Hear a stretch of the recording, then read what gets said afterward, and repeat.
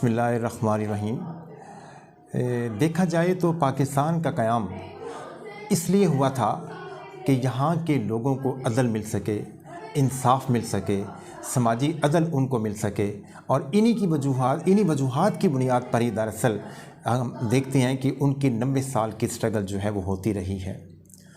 लेकिन बदकिस्मती के साथ आज पाकिस्तान अशराफिया के हाथों यरगमाल बन चुका है। आम आदमी जो अक्सरियत में हैं उनका पुरसान हाल नहीं है, उनको तफरीक का सामना है, इम्तियाजी सलूक का सामना है। महंगाई हो तो उसका शिकार वो, अदालतों, कचहरियों, थानों और सरकारी दफातर के अंदर उनके साथ जो सलूक होता है वो सब के सामने है।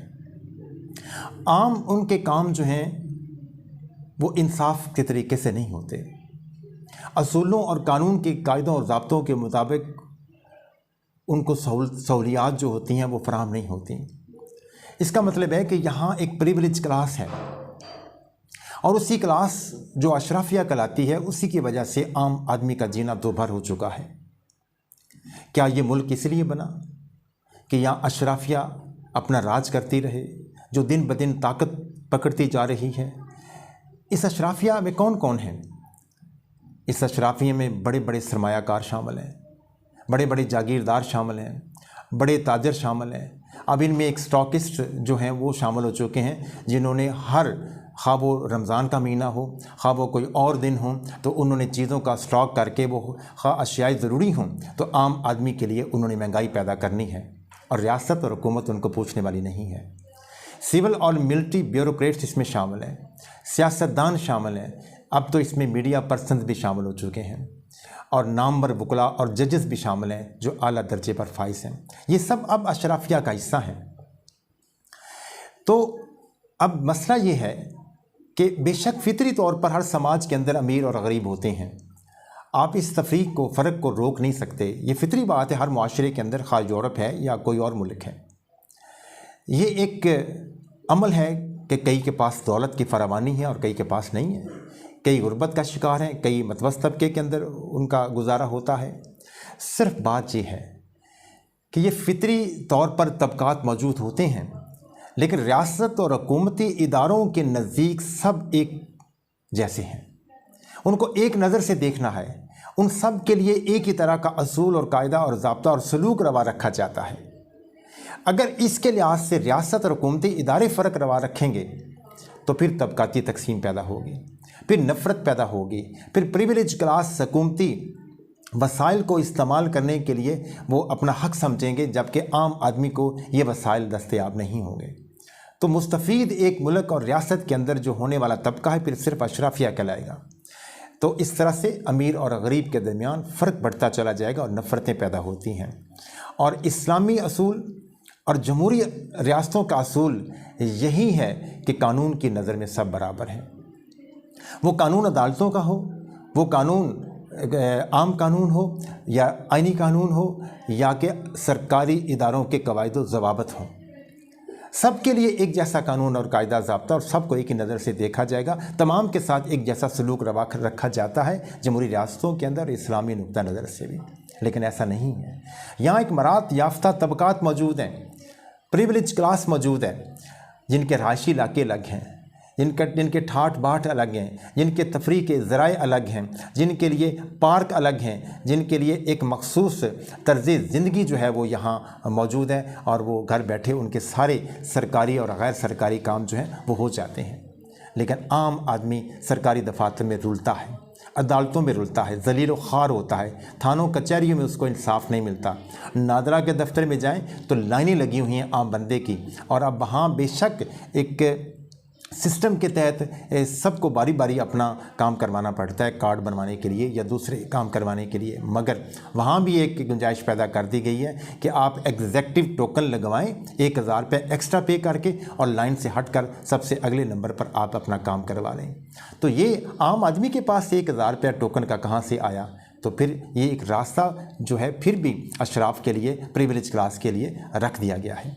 यही हाल दूसरे महकमों में भी है। आप पैसा देकर अपना काम करवा लें, तो पैसा किसके पास है? मखसूस लोगों के पास है। आम गरीब आदमी बेचारा तो अपने काम के लिए कहाँ से पैसा लाएगा? वो खार रेवेन्यू का महकमा हो, माल का महकमा हो, थाने हों, कचहरी हों, आप अस्पतालों में चले जाएं, हॉस्पिटल के अंदर आप सरकारी हॉस्पिटल के अंदर चले जाएं, आप सरकारी स्कूलों में चले जाएं, आम तबकात के बंदे आपको वहाँ नज़र आएंगे।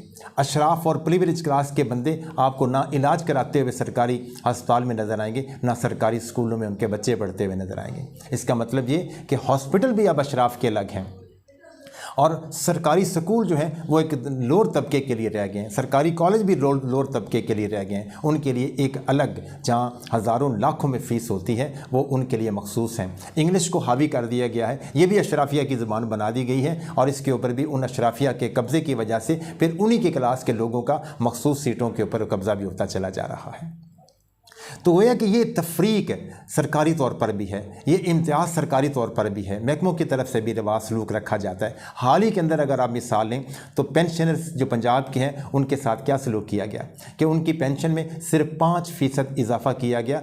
क्या वो महंगाई का शिकार नहीं थे?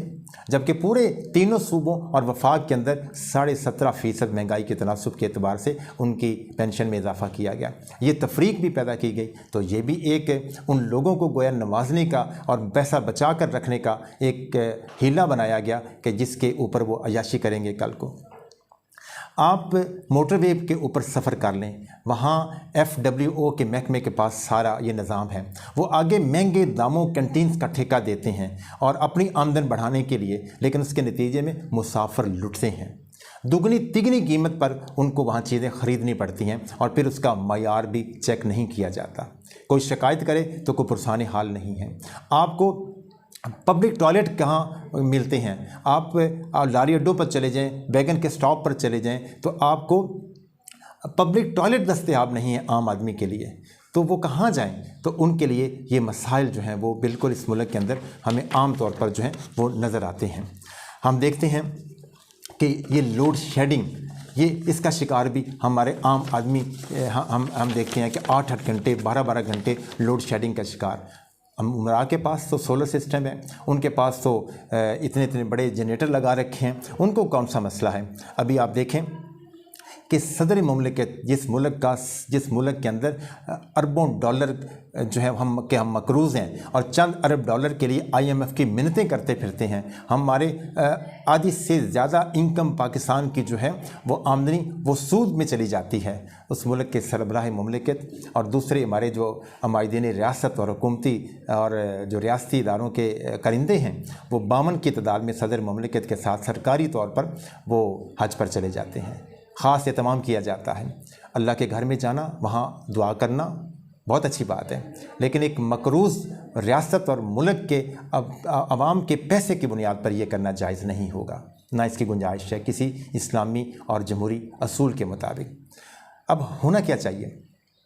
हमें इदराक करना है, अवाम को इदराक करना है कि हमें इसके लिए ख़ुद को तैयार करना है, हमें इस चीज़ के बारे में आवाज़ उठानी है। हम उन रियासती इदारों के मुतल्लिक़ तो क्या सोचें जो ख़ुद इसका इस्तेसाल में हिस्सेदार हैं। तो हम तारीख़ का मुतालिया करें तो कभी भी दुनिया के अंदर वो रियासतें ज़्यादा देर तक कायम नहीं रहती जो अदल और इंसाफ नहीं कर पाती।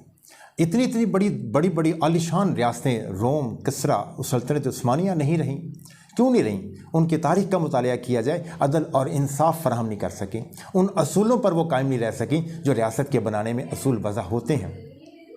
ये खुदाई मखलूक की तरह ये रियासती इदारे खुदाई इदारे नहीं हैं, ये इंसानों के बनाए हुए इदारे हैं जो अदल और इंसाफ को फराहम करने के लिए कायम किए जाते हैं। इन असूलों की पासदारी अगर वो नहीं करेंगे तो ये रियासतें कायम नहीं रहती।